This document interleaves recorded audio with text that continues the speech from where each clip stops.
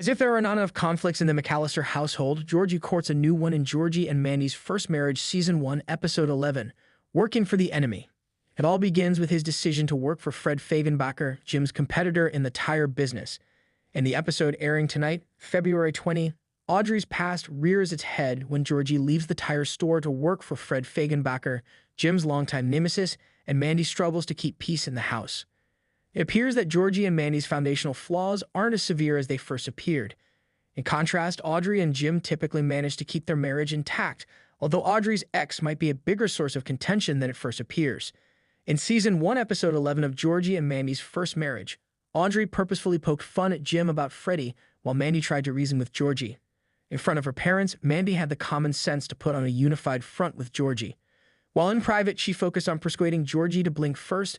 Mandy tended to portray both Georgie and Jim as stubborn and silly around the McAllister family dinner table. I now have more respect for Mandy and optimism for the marriage as a result of that.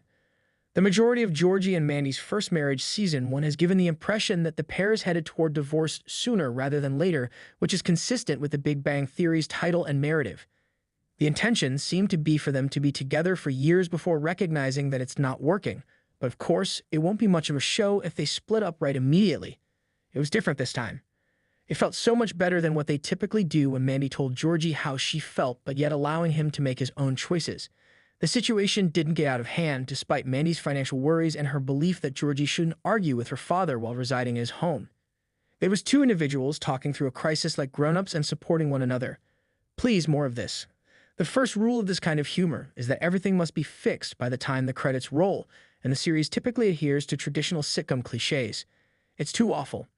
For a few weeks, I would have relished Georgie's declaration of independence. Georgie's announcement that he was leaving the new job to work at another tire business would have been amusing and would have denied both of these men his sales experience.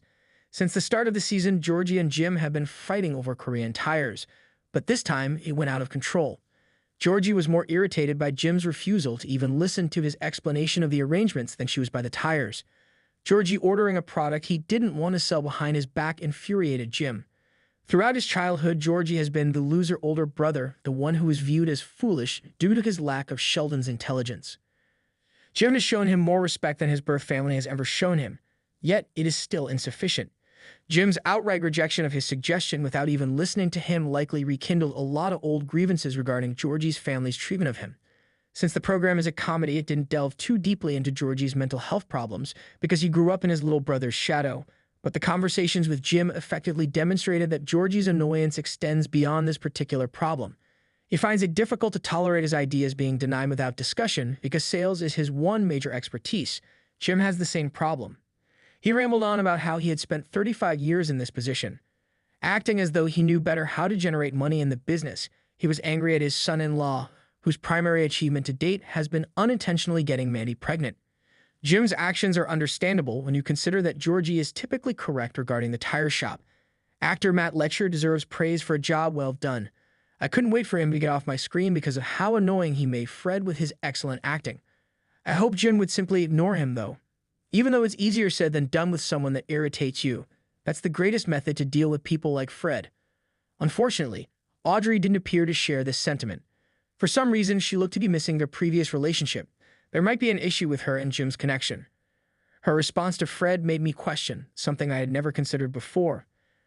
Audrey didn't completely reject his advances, even if her primary motivation for seeing him was to advise him to break up with Georgie.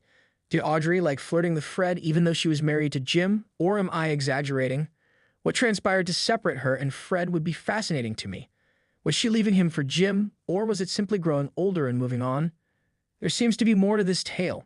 We'll hopefully see more of it without Fred spending more time in front of the television. Although he will always be Jim's rival, I would be overjoyed if they stopped competing on screen.